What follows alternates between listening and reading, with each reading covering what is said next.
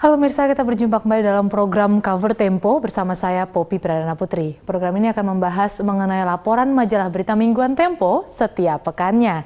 Dan untuk mengetahui laporan apa yang diangkat majalah Tempo pekan ini, mari kita saksikan tayangan yang berikut.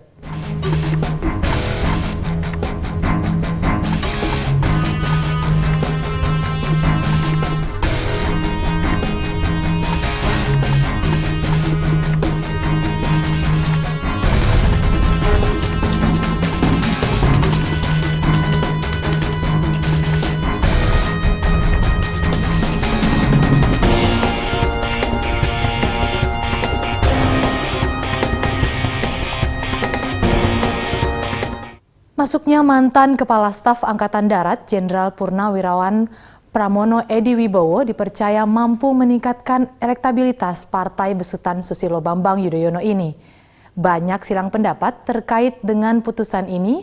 Mereka yang setuju beranggapan bahwa inilah calon presiden masa depan yang memiliki ketokohan mirip dengan Presiden SBY. Sedang mereka yang tak setuju beranggapan ini hanyalah upaya SBY untuk menghindari agar pewarisan kekuasaannya tidak dilakukan dengan cara nepotisme. Benarkah ini upaya SBY mengorbitkan anak dan kerabat dalam kancah politik Indonesia? Lalu bagaimana tanggapan internal partai sendiri terhadap masuknya sang ipar presiden ini? Dan pemirsa, untuk membahas lebih dalam mengenai laporan utama majalah berita mingguan Tempo tentang mencari calon presiden Demokrat, kami telah menghadirkan redaktur bidang hukum dan nasional majalah Tempo, Mbak Widiarsi Agustina di studio, atau yang akrab disapa Mbak Ninil. Halo Mbak Ninil, selamat datang di studio Tempo TV. Apa kabar Mbak? Silahkan duduk. Mbak Ninil. Mbak Ninil, kita akan membahas mengenai laporan utama majalah mingguan Tempo. Tapi sebelumnya kita saksikan terlebih dahulu tayangan mengenai konvensi Partai Demokrat yang berikut ini. Berikut kriteria calon konvensi Partai Demokrat, yakni pernah menjabat di pemerintahan, memiliki kemampuan dalam berorganisasi. Pendidikan calon yang ikut konvensi juga menjadi hal yang prioritas, serta seberapa tinggi elektabilitasnya melalui survei. Penjaringan Capres Demokrat melalui beberapa tahap. Tahap pertama, pada Juni 2013, partai akan membentuk tim seleksi yang bertugas memilih tokoh-tokoh yang sesuai untuk diusung menjadi calon presiden. September hingga Desember 2013, kampanye tahap 1 digelar. Para calon akan diberi kesempatan selama 4 bulan untuk berkampanye dan melakukan sosialisasi di seluruh daerah. Pada tahap kedua yakni Januari hingga April 2014, 4 hingga 5 calon tersisa berdasarkan hasil survei terbanyak akan melakukan kampanye terbuka selama 4 bulan berikutnya. Dan pada April 2014, Demokrat akan mencari capres dari survei yang paling banyak mendapatkan dukungan publik. Selanjutnya, capres akan maju dalam pemilihan presiden September 2014 yang ditentukan oleh Majelis Tinggi.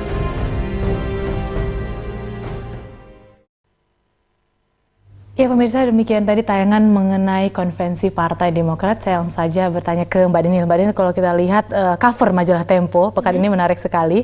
Ada gambar Jenderal Purnawirawan Pramono Edy di sini lagi memegang seperti lambang Demokrat begitu, dan judulnya adalah Benteng Terakhir Cikeas. Apa yang menarik dari laporan yang diturunkan Tempo pekan ini, Mbak? Yang pertama adalah fenomena masuknya mantan Kasat Jenderal Purnawirawan Pramono Edy Wibowo. Seperti kita ketahui dalam 2 tahun terakhir adik ipar Presiden Yudhoyono ini sudah lama digadang-gadang oleh orang dalam Cikeas sendiri, orang dalam Demokrat sendiri. Waktu Anas mau lengser gitu kan, itu banyak nama-nama dimunculkan. Salah satunya adalah dia untuk memimpin Demokrat, pengganti Anas waktu itu. Di luar lain, nama ketika dia dilantik menjadi Kasat, mantan ajudan Mega ini sering juga muncul namanya sebagai kandidat dari Cikeas. Karena seperti kita ketahui, pemilihan presiden 2014, Pak Yudhoyono nggak mungkin lagi tidak akan kembali naik, gitu ya, tidak akan dicalonkan jadi kembali. Siapa menjadi kartu pengganti. Tetapi menjadi menarik adalah memang sebenarnya secara timing persisnya Pak Pramono Edy ini dia baru pensiun bulan Mei Juni gitu kan, dan dia baru memutuskan untuk ngapain setelah nggak jadi Pensiun, tentara oke. kan, jadi dia baru terjun ke politik. Baru hanya memang waktunya nyaris bersamaan dengan mau deklarasinya konvensi. oke. Orang bertanya-tanya tentang apakah momentum masuknya ke Demokrat itu berkaitan dengan konvensi. Konvensi, oke, Pertanyaannya baik. seperti itu karena banyak beredar calon presiden yang akan digadang oleh Partai Demokrat gitu kan, siapa aja. Dari sekian nama yang muncul di daftar yang ikut daftar konvensi, memang belum didaftar ya, mereka masih nyoba-nyoba ngetes sistem dan segala macam.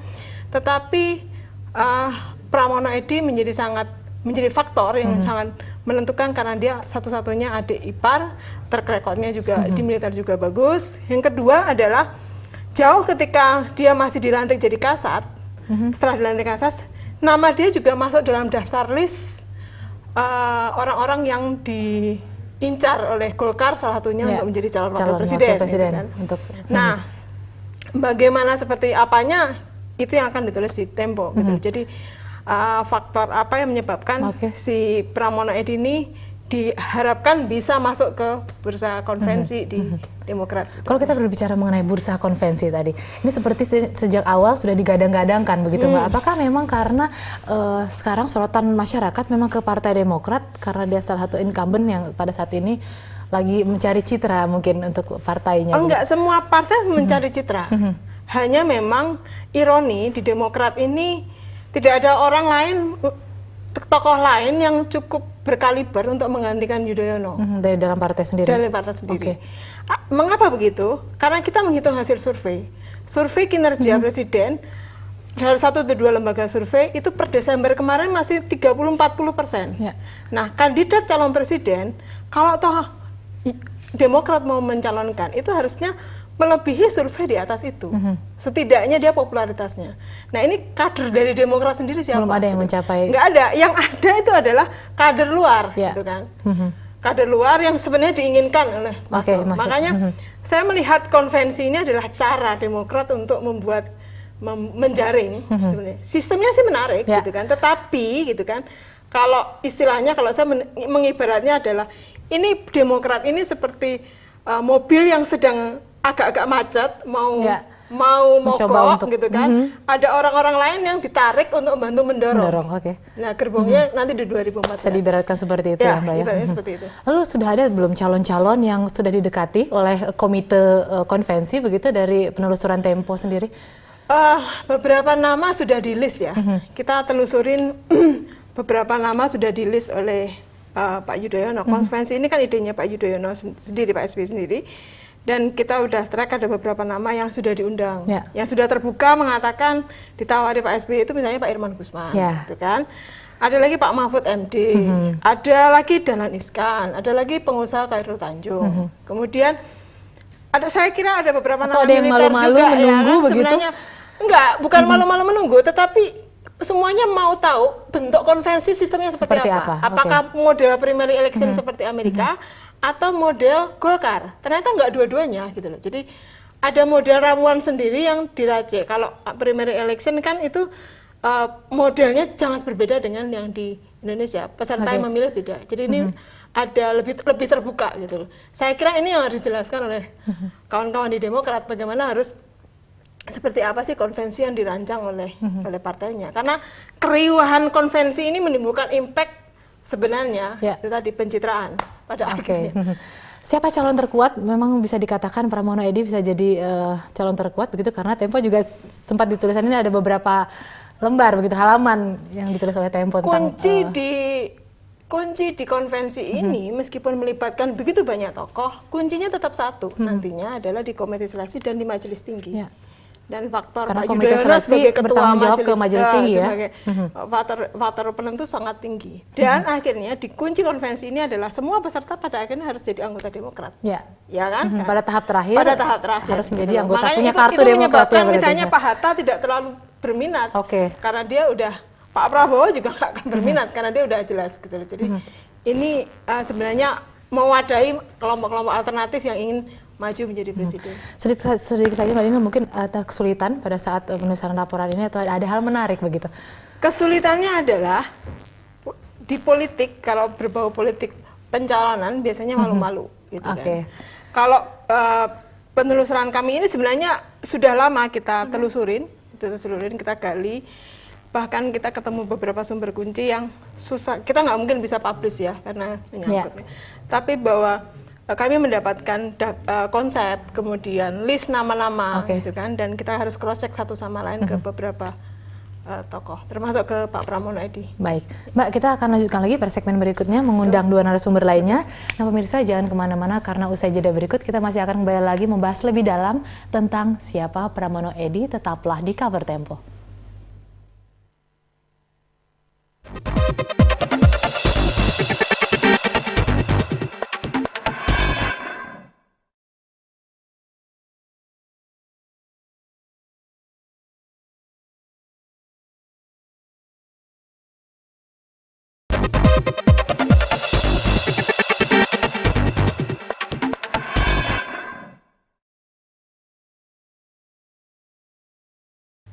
Ya pemirsa, kita kembali lagi dalam program Cover Tempo, masih bersama narasumber kami, Redaktur Bidang Hukum dan Nasional Majalah Tempo Mbak Widiarsi Agustina, dan telah hadir juga dua narasumber lainnya, yakni Ketua Dewan Pimpinan Pusat Partai Demokrat Bidang Hubungan Luar Negeri Bapak Castorius Sinaga dan pengamat politik Bapak Indra Samego di studio.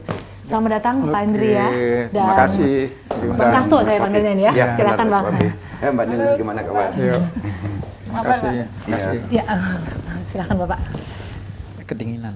Kita akan mulai perbincangan kita pada segmen 2 ini, tapi sebelumnya kita saksikan terlebih dahulu bagaimana komentar masyarakat mengenai sosok seorang Pramono Edi dan konvensi Partai Demokrat yang berikut.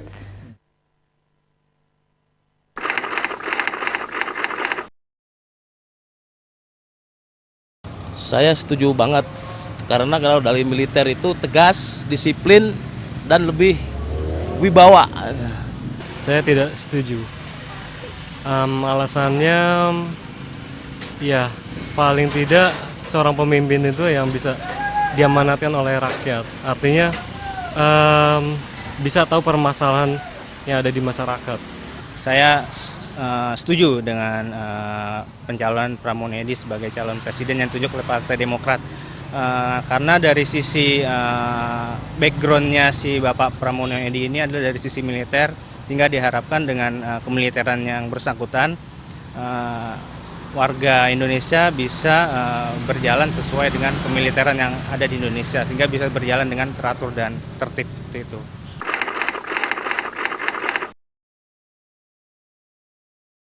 Elektabilitas dari Demokrat sendiri saya rasa sih sekarang udah menurun akibat dari politik-politik yang ada di Demokrat. Gejolak-gejolaknya sudah terlihat, artinya percaya masyarakat sudah mulai pintar bisa menilai seperti apa pemimpin apa yang sekarang harus dikasih tanggung jawab. Jadi ya paling tidak Demokrat itu harus dibenahi, banyak perbenahan dari sudut parpolnya. Saya lebih setuju pada Pramono Sarwo Edi gitu.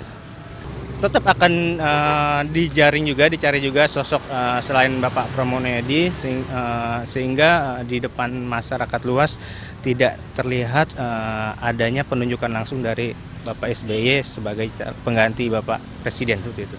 Ya, itu dia tadi beragam komentar masyarakat. Ada yang mengatakan sosok Pramono Edi ini seperti SBY begitu ideal lah dari tokoh militer.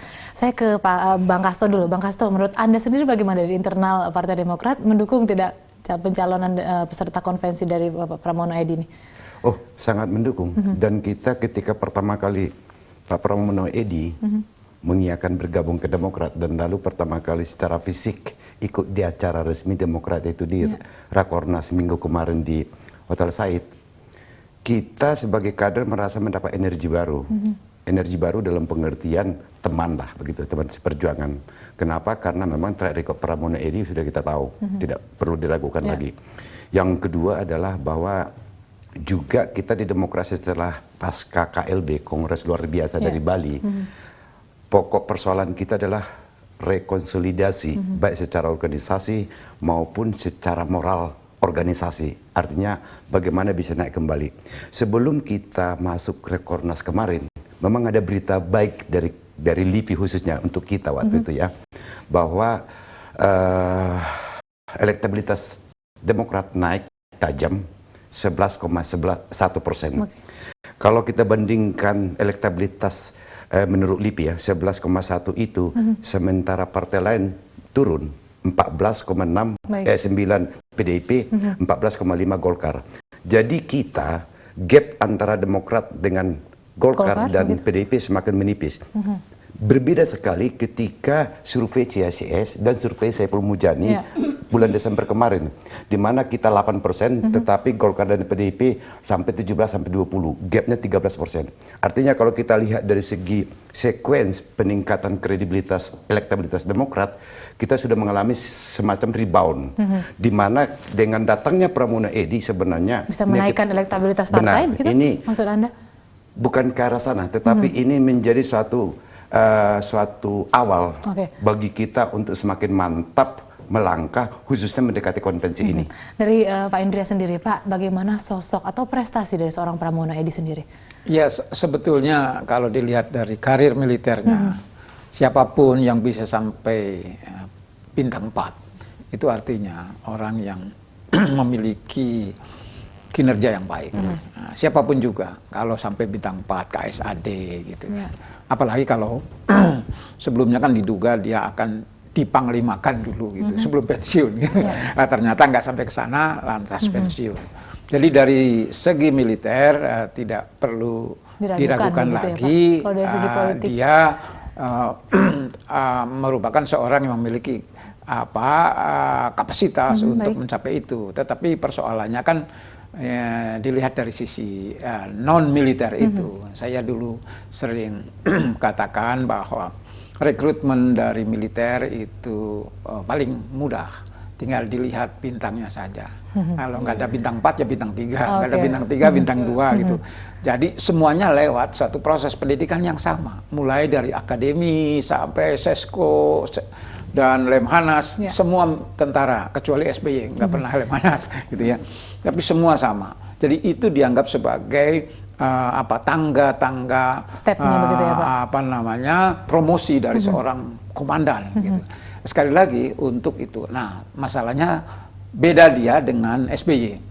Kalau SBY itu dulu karir militernya dia sejak kolonel sudah dan rem, kemudian juga asisten yang berurusan dengan politik, dan terakhir adalah Kasospol.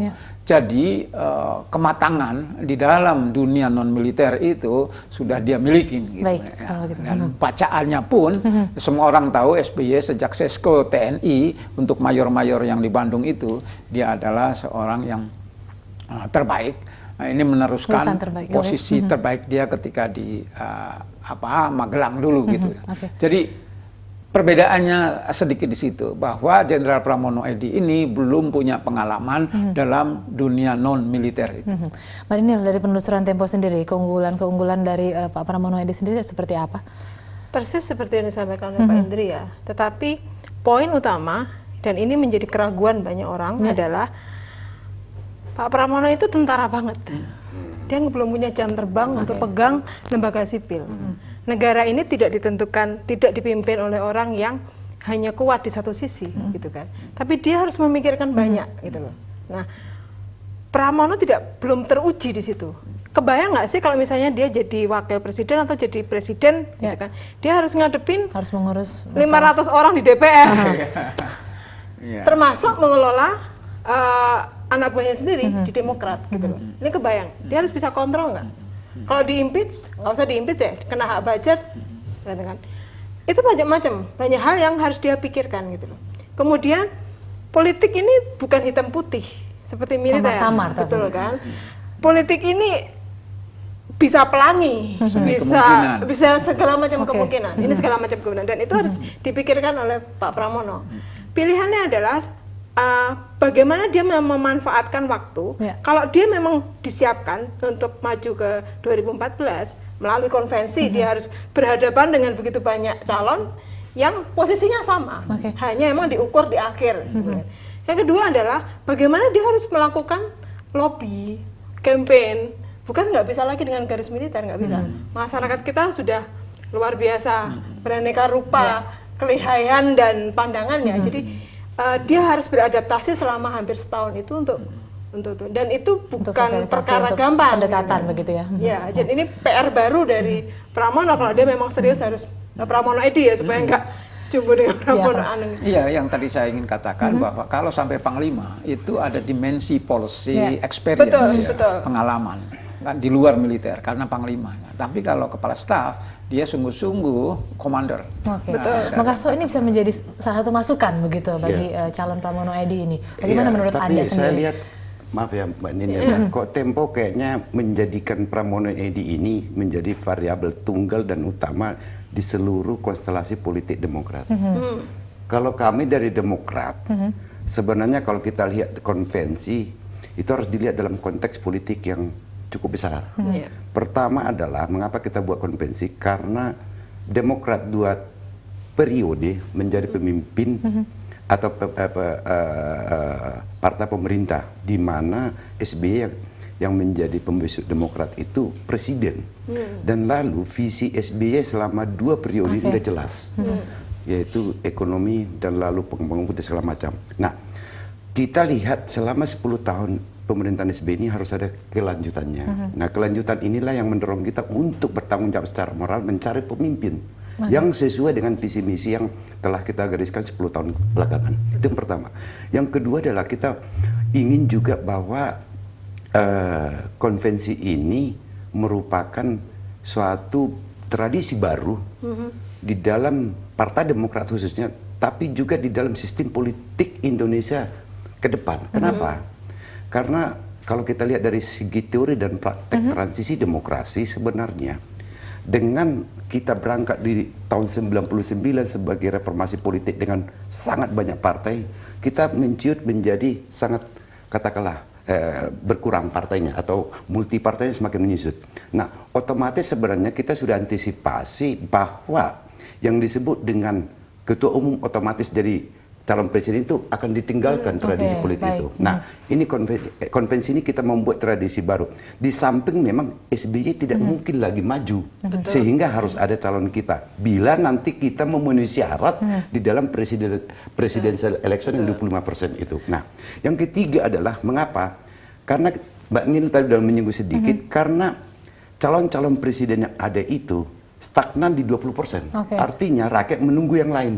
Lalu kita lihat ini sebagai satu opportunity. Tetapi siapa? Maka dibuatlah mekanismenya lewat konvensi. Nah, konvensi ini salah satu kita katakan bersifat inklusif dalam pengertian kita ingin agar tokoh-tokoh yang datang dari berbagai mainstream itu bisa ikut konvensi. Dalam kata lain, apakah Pramono Edi ini tidak semuanya yang mendukung internal partai untuk? Sebenarnya kalau dulu, kalau Pak Joko Suyanto mengiyakan mau ikut, mungkin kita tidak akan berpikir tentang Pramono Edi. Baik, tapi belum tentu loh. Bisa jadi Pak Joko Suyanto masuk di putaran terakhir, kan baru dibuka. Saya harapkan demikian Pak Nini. Tapi kalau dari segi gestur politik beliau dan kesempatan emas yang sudah diberikan oleh Presiden kepada beliau, kayaknya dia tidak akan ikut running begitulah kira-kira. Sehingga memang peserta konvensi ini di militernya ada, pengusaha ada, birokratnya ada. Jadi berwarna rasanya berbeda Bang Astor. Kalau misalnya yang peserta ikut itu kan bukan orang dalam, bukan anak kandung revolusi lah istilahnya. Nah, kalau bukan orang dalam, orang luar begitu. Ceritanya menjadi lain. Baik, kita akan tahan sejenak nih Mbak Ninil juga Bang Hasto. Kita ini akan bahas lagi di segmen berikutnya. Nah, pemirsa jangan kemana-mana, tetaplah di Cover Tempo.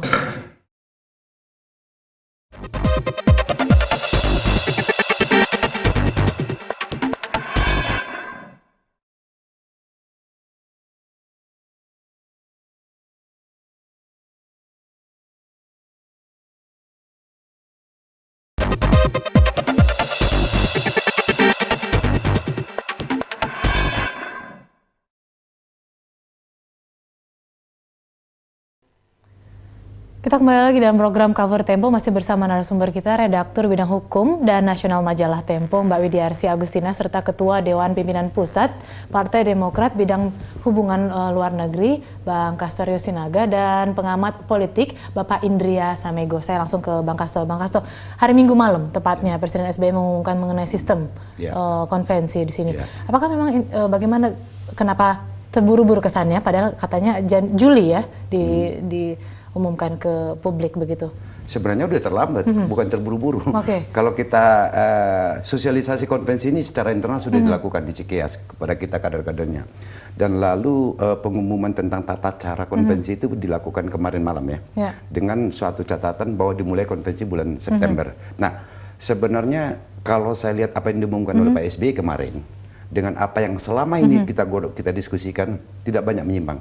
Artinya online itu yaitu inklusif, ya kan, semi terbuka, ada komite konvensi yang menjadi perpaduan antara kader dan non kader sesuai dengan kepakarannya yang merupakan panitia konvensi, dan lalu tahapan konvensi 2 tahapan, dan penentu pemenang konvensi yaitu survei, ya kan. Cuman kemarin itu diumumkan ada 3 lembaga independen survei yang akan mengadakan 2 kali survei itu. Dulu kita diskusikan itu ya cukup 1, tapi sifatnya tendering terbuka agar menjaga objektivitas. Tapi semuanya di dalam on the right track sebenarnya, dengan suatu catatan bahwa konvensi Demokrat ini memang beda dengan yang disebut dengan primary election di Amerika. Kalau di sana kan dari partai untuk partai oleh partai. Kita mengatakan dari Partai Demokrat untuk bangsa Indonesia, ya kan, dengan sistem yang sangat inklusif, di mana kita ingin membuka, ya kan, kesempatan bagi peserta konvensi memenuhi kriteria tersebut. Nah, masalahnya adalah sebenarnya kalau orang mengatakan di luar, ya kan, ujung-ujungnya akal-akalan, ujung-ujungnya pencitraan ini, ujung-ujungnya dan segala macam itu ya, pencitraan. Saya katakan pencitraan Demokrat itu adalah by product dari konvensi ini, bukan by design. Kita by design-nya jelas bahwa kita ingin menyelenggarakan konvensi yang kredibel bagi masyarakat, bukan hanya untuk kita. Nah, kenapa demikian? Karena memang kalau kita lihat dari grafik yang saya katakan tadi, elektabilitas Demokrat sudah mulai rebound, ya kan? Nah, suatu saat kita akan istilahnya itu merasa percaya diri untuk mengusung seorang calon presiden yang benar-benar sudah disurvei secara publik. Oleh karenanya di sini saya kira memang jangan dilihat lagi nanti pertarungan antara kader dan non kader, atau pertarungan antara kelompok SBY dan non kelompok SBY. Jangan dilihat seperti itu. Meskipun memang kita antisipasi akan muncul hal-hal seperti itu, tetapi kalau mekanisme dan prosedurnya dibuat agak sedikit, bukan sedikit, objektif, maka faktor-faktor ini akan hilang. Ini yang dikhawatirkan oleh Pak Mahfud kan. Pak Mahfud ragu, lihat dulu aturan mainnya bagaimana. Tapi kalau sekarang yang sudah diumumkan, Pak Mahfud salah satu dari peserta konvensi begitu ya, digadang-gadangkan. Nah, dengan adanya Pramono Edy nih, kan selain Pak Mahfud juga ada Gita Wirjawan, juga Pak Marzuki Ali. Apakah Anda berbelok nih? Kabarnya Anda kan fansnya Pak Gita Wirjawan. Siapapun ditreatment dengan sama, entah Pramono Edy, Gita Wirjawan, Dahlan Iskan, Khairul Tanjung, Mahfud MD akan ditreatment yang Anda sama. Anda tidak berbelok mendukung Pramono Edy begitu? Tidak, karena nanti kan yang disurvei kan yang menentukan, ya kan, bahwa Pramono Edy ikut meramaikan, dan lalu nanti apakah dia memenangkan itu tergantung daripada survei di bulan sekitar di bulan September. Bukan surveinya di bulan April. Setelah pemilihan legislatif. Nah, konvensinya bulan Mei. Kalau konvensi ini kan ibaratnya kalau kita lihat permufakatan aja. Nantinya, jadi diundang semua DPD dan lalu diumumkan begitulah. Inilah pemenang konvensi kita yang akan kita usung begitulah. Pak Indria, menurut Anda apakah tepat cara seperti ini untuk menjaring capres? Ya, saya kira memang ada pikiran-pikiran belakangan yang muncul bukan hanya di Demokrat tapi di luar itu.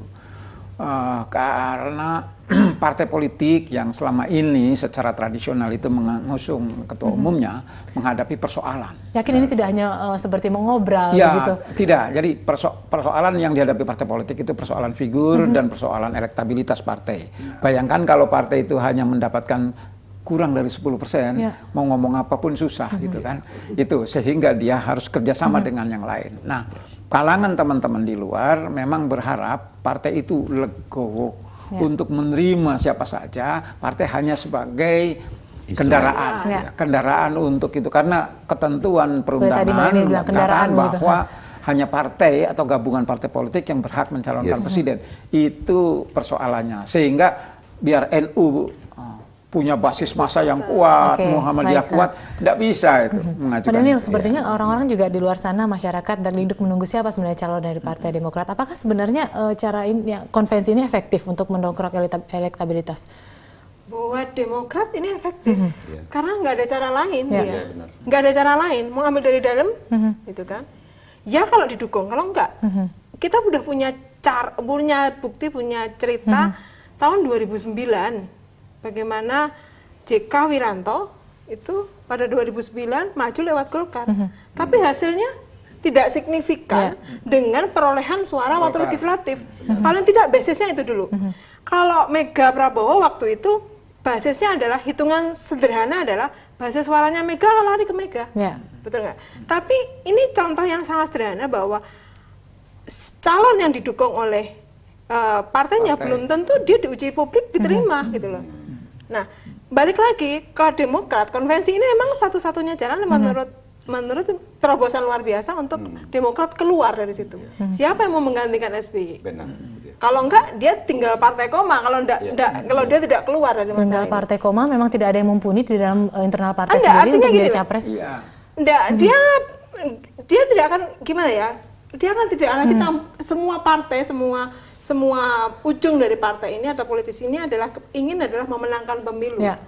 SBY tentu menginginkan partainya Demokrat memenangkan lagi pemilu 2014 gitu loh. Cuma kan kompetitornya juga keras nih. Demokrat mengalami krisis ketika kena kasus korupsi kader-kadernya dan dia elektabilitas turun. Dia sekarang bagaimana dia membangun diri dengan segala macam dan keluar dari persoalan itu. Saya kira itu poin yang paling mendasar adalah bagaimana menyelamatkan Demokrat tidak terjun bebas di bawah 10% gitu kan. Apakah ini juga nanti juga cara lain supaya tidak disebut nepotisme begitu? Jadi ada nggak ada urusan dengan nepotisme, nggak ada urusan dengan nepotisme. Pramono Edi, oke. Orang bisa klaim nepotisme, tapi ujiannya kan di publik. Iya, itu lewat survei. Penerimaan akseptasi publik dan lalu juga result yang dihasilkan oleh Pramono Edi. Kalau begitu prosesnya sendiri bagaimana nanti konvensi ini? Apakah memang independen, masyarakat bisa memilih dan terbuka begitu? Bukan. Apa semi terbuka? Jadi gini, setelah panitia konvensi nanti akan mendaftar peserta konvensi, lalu menyaring mereka sesuai dengan kriteria yang ada. Setelah itu ada sosialisasi yang difasilitasi oleh panitia konvensi, debat publik, debat TV dan segala macam, kampanye turun ke bawah dan segala macam. Lalu di bulan April akan diadakan survei terhadap seluruh peserta konvensi. Bagaimana untuk menjaga independensi dari lembaga survei sendiri?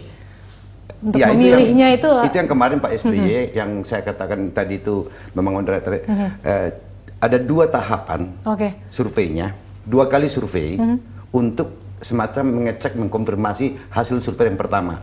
Dan lalu yang menyelenggarakan itu juga bukan hanya 1 lembaga survei, tapi 3 lembaga survei independen. Bagaimana ini memilih? Ya berdasarkan tanding terbuka. Dan siapa yang memilih itu bukan SBY, bukan Majelis Tinggi, tapi panitia konvensi menentukan. Pak, tentu saja harus dikawal begitu ya Pak ya? Iya, saya kira begini kalau ditanyakan soal independensi partai, apa lembaga survei itu? Ini kan masalah kredibilitas, metodologis, metodologis dari teman-teman pelaksana itu. Jadi kalau mereka bermain-main, tentu saja ini bunuh diri. Dan yang kedua, tentu saja ini berpikir for the sake of the nation, secara keseluruhan. Jadi mereka nggak bisa bermain-main. Jangan hanya satu ada yang dianak emaskan, jadi diberi karena itulah peluang ada lebih besar begitu nanti. Kecurigaan itu diminimalisir dengan hasil yang orang bisa membaca, itulah yang. Dan sebagai catatan, mengapa Mbak Popi tidak diserahkan kepada seperti primary election di Amerika, kepada voting dari DPD atau kepada suara DPD sesuai perolehan suara DPD, ini untuk menghindarkan pengalaman Golkar dulu, yaitu transaksi money politik. Bagaimana Mbak Daniel tanggapan Anda untuk menjaga independensi ini, jangan ada yang dianak emaskan, diberi peluang yang lebih besar begitu nantinya? Pada akhirnya kan tergantung, kalau saya nggak salah tangkap ya Bang Kastar ya, ada 2 kali survei pertama yang kalau nggak salah bulan Desember, dan itu untuk menentukan misalnya dari 8 atau 9 menjadi 3 atau 4 berdasarkan 5 besar, kemudian di ujung akhirnya adalah survei setelah pemilu legislatif. Pada akhirnya itu kan perhelatan ya istilahnya gawenya orang Demokrat gitu loh. Ujungnya bahwa independen atau tidak independen itu nanti waktu dia maju perolehan suara Demokrat pada pemilu itu berapa? Dia bisa nggak 20%? Kalau 20% dia nyalonin sendiri, go ahead. Tapi kalau enggak, benar, ini memang catatan terakhir yang bagus bahwa sistem konvensi di Indonesia yang tadi dilakukan Demokrat, atau Golkar atau partai manapun memang akan dihadapkan pada kendala aturan di mana presidensial endorsement untuk capres itu 20% dari jumlah kursi DPR atau 25% jumlah pemilih, ya kan? Nah, apakah kita mencapai ini Baik. Itu masalahnya kan. Apakah mencapai ini Pak bisa dan analisa lalu- dari LIPI sendiri? Tapi ini bukan persoalan sendiri Demokrat. Oke. Ini persoalan semua Partai bangsa. lain partai. juga seperti ini. Tetapi kalau kita tidak mengadakan konvensi, maka arah koalisi nanti agak susah kita tebak. Oke. Nah itu harus dilihat meskipun belum selesai, ya kan? Nah bahwa konvensi ini juga dengan kendala aturan tersebut akan membuat kita untuk juga sudah berpikir, besok itu kita koalisi kira-kira bagaimana? Oke. Baik, kita akan lanjutkan lagi pada segmen berikutnya. Kita tahan sejenak. Nah pemirsa jangan kemana-mana karena saat jeda berikut kita masih akan membahas lebih dalam lagi mengenai masa depan demokrasi Indonesia. Tetaplah di Cover Tempo.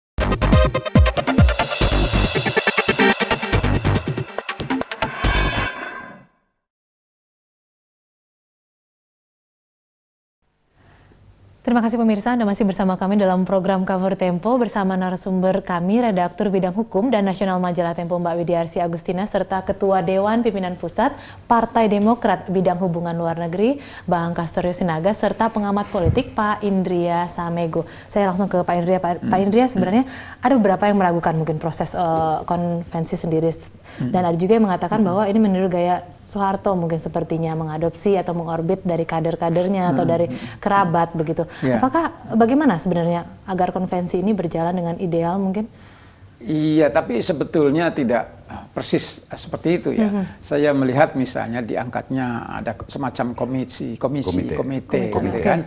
Ada Profesor Yuwono, ada Hasan Wirayuda, kemudian Agus Wijoyo, itu adalah orang yang dekat dengan SBY semua, pernah menjadi pembantu SBY. Nah, tentu saja ini pilihan-pilihan SBY untuk bekerja seperti yang dia mau, tetapi resourcesnya, sumbernya kan banyak orang dari luar. Jadi misalnya muncul Irman, itu orang di luar lingkaran SBY, Mahfud di luar lingkaran, yang sudah di dalam kan Hairul Tanjung, kemudian Gita Wirjawan dan Pramono Edi sendiri misalnya, itu lingkaran dalam. Jadi sebetulnya kalau menurut saya ini adalah upaya Demokrat untuk meningkatkan citranya. Itu yang pertama, tujuannya itu. Yang kedua tadi dikaitkan dengan ketidakpercayaan publik terhadap ketua-ketua umum partai. Nah, SBY secara rasional mencoba untuk mengakomodasi itu, bahwa yang orang luar perdebatkan, ini calon pemimpin, diakomodasi, diberi tempat di situ. Lewat apa? Lewat survei. Jadi bukan lewat Electoral College seperti di Amerika itu, tapi survei yang nah persoalannya yang Anda tadi tanyakan, seberapa jauh survei ini kredibel untuk bisa mengatakan inilah yang terbaik. Kalau misalnya ada 2 level, 2 tahap, kemudian tadi Bung Casto mengatakan ada 3 lembaga survei, ini adalah suatu upaya untuk memberi semacam kesempatan orang menilai secara lebih objektif. Kalau cuma satu kan ya bisa saja terjadi monopoli subjektivitas di situ. Jadi menurut saya ini yang pertama adalah tadi untuk meningkatkan Demokrat, dan terbukti menurut bahasanya Bung Casto itu kan rebound, bahasa basket, rebound Demokrat. Nah, buat saya mungkin ini juga bagian dari psikologi politik orang Indonesia yang mudah lupa gitu kan. Ya, pemilihan masih lama, tapi sekarang kalau seandainya pemilihan dilakukan sekarang, Demokrat sudah di atas 11 misalnya, naik di atas 8. Gitu. Pak Daniel, bagaimana sebenarnya kehidupan demokrasi di negeri ini? Apakah mengalami kemajuan atau kemunduran, atau nanti jika berhasil konvensi ini berarti ada suatu kemajuan dalam demokrasi di Indonesia? Ada yang menarik di soal konvensi ini. Yang pertama ini adalah cara baru, harus diakuin ini cara cerdas. Partai politik harus melakukan rekrutmen secara terbuka, tidak dari kadernya saja, tapi orang-orang di luar. Karena kalau lihat sistem rekrutmen politik dan undang-undang pencapresan kita, sangat tidak memungkinkan orang di luar kelompok independen yang bisa maju, ya kan? Dengan seperti ini bisa. Terus terang ini cara cukup cerdas. Pertama adalah Demokrat keluar dari ketersandaraan politik dia. Dia udah nggak punya kader, siapa yang mau dicalonkan, dia ambil dari orang luar. Gimana caranya? Ya, ya sekaligus pencitraan, ya sekaligus dapat calon. Gitu kan. Oke. Bahwa itu diimpitkan bersamaan. Dan dengan modal begini, SBY tidak terjerembab dalam politik dinasti. Ya. Artinya Pramono Edy akan dibiarkan bersaing terbuka dengan begitu banyak calon Dan lain. dibiarkan masyarakat Betul, rakyat kan? yang menentukan. Kuncinya begitu ya? di akhir, apakah Demokrat mempunyai kapasitas perolehan suara yang sesuai dengan Undang-Undang Presiden 20%. Kalau enggak, mentok-mentoknya ya siapapun yang terpilih dalam konvensi, ya wakil presiden itu yang bikin lagi yang dilakukan. Jadi ini sebuah cara yang baru, seharusnya ini dilakukan oleh banyak partai politik gitu loh. Sebetulnya tidak baru juga, karena ketika pemilihan wakil presiden kemarin, saya termasuk orang yang menjadi narasumber dari survei itu, sehingga dipilihlah Budiono misalnya. Itu adalah hasil dari survei itu. Bang Hasto sendiri bagaimana menurut Anda? Apakah ini bisa momentum gitu kemajuan demokrasi di negeri ini? Ya benar, makanya saya katakan harus dilihat konvensi ini dalam bingkai politik yang lebih besar, yaitu masa depan demokrasi dan juga Partai Demokrat sendiri ya. Nah, saya setuju dengan Mbak Ninil bahwa kalau kita melihat, jujur melihat bagaimana proses transisi politik di Indonesia, kita selalu mengatakan bahwa jangan kita menjebak atau terjebak oleh suatu budaya politik partai yang makin eksklusif tetapi tidak mempunyai kredibilitas yang luas di masyarakat. Nah, model-model kreativitas seperti konvensi ini ingin keluar dari situasi itu sambil kita mengatakan ya semua partai ingin pencitraan dengan baik, dan pencitraan itu artinya persepsi, dan persepsi artinya lagi-lagi adalah bahwa biarkan rakyat sebagai voters, pemilih yang mempunyai hak politik, mempunyai persepsi atau mempunyai kemungkinan persepsi yang cukup baik tentang sistem politik dan tentang partai dan tentang kegiatan-kegiatan partai untuk menyodorkan pemimpinnya ke depan gitulah. Nah, ini pelajaran yang berharga sebenarnya yang saya lihat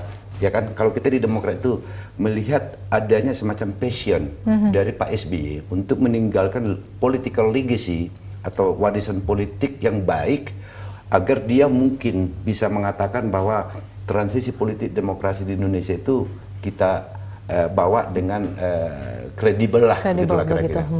Dari Pak Indria sendiri, Pak, bagaimana sebenarnya tidak hanya Partai Demokrat, partai-partai yang lain itu upaya untuk memajukan dari partainya sendiri, apakah kaderisasi begitu? Ya, sebetulnya ini problem wajib bagi sebuah partai politik, ya dia harus menjadi sumber rekrutmen para pemimpin. Nah, kita tanya seberapa jauh partai kita gitu. Paling mereka hanya rekrutmen kalangan internal. Bahkan di dalam partai itu sendiri terjadi eksklusivitasnya proses, dijaga terjadi proses yang tidak sehat. Misalnya pemimpin utama jatuh, yang lain dijatuhkan semua. Nah, ini yang tidak sehat menurut saya. Berarti tidak ada kaderisasi di partai politik, sehingga harus mencari sumber yang lain. Yang tadi saya katakan bahwa ketika Presiden SBY mencari wakil presiden, dia meminta lembaga survei mengadakan itu. Nah, sekarang diulangi pada level yang lebih penting lagi, presiden dan wakil presiden.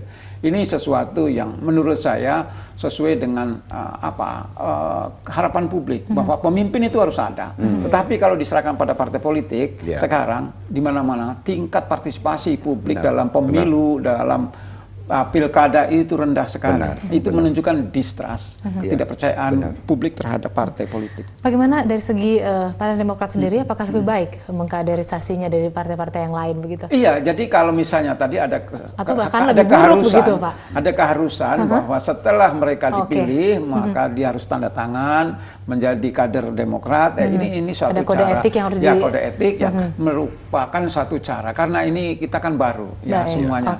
Jadi beda dengan Amerika. 16 tahun baru ada promosi. Sayang sekali waktu kita sudah habis. Biarkan nanti waktu yang menjawab bagaimana prosesnya, nanti kita akan lihat, juga masyarakat akan mengawal. Terima kasih sekali lagi kepada Bang Hasto, juga Pak Indria. Terakhir kepada Mbak Nil, opini dari Majalah Tempo. Iya, pada akhirnya soal rekrutmen politik itu saat ini situasinya adalah kita berhadapan pada dua kutub. Kita mau legasi atau mau dinasti. Semua partai terjadi politik dinasti. Tapi bagaimana kita semua partai terutama harus keluar dari itu. Itu kepentingan bangsa yang harus dipikirkan secara lebih baik ke depan. Oke, baik, Ya. sekali lagi terima kasih atas Ya, kehadirannya di studio kami kasih. Tempo TV. Ya. Dan pemirsa di Kesimpulannya bagus penghujung ini. Baik. Dan pemirsa di penghujung acara 3 hal akan menutup jumpa kita. Silahkan mengirimkan kritik serta saran Anda ke alamat cover tempo@tempo-tv.com. Dan jangan lupa juga saksikan program Cover Tempo hanya di Aura TV saluran 918 setiap hari Selasa pukul 22 waktu Indonesia Barat. Saya Poppy Pradana Putri beserta seluruh kru Cover Tempo mohon undur diri dan sampai jumpa.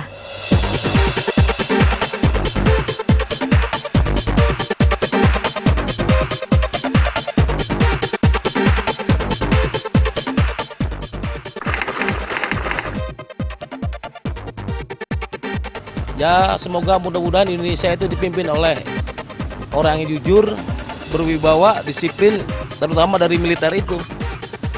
Kalau dari saya pribadi, kalau untuk partai saat ini ada Partai Demokrat. Seorang pemimpin itu atau presiden, dia yang harus tahu permasalahan yang ada di masyarakat. Ya kalau bisa sih turun langsung. Pemimpin yang bagus itu pemimpin yang bisa turun langsung tahu permasalahan yang terjadi di masyarakat.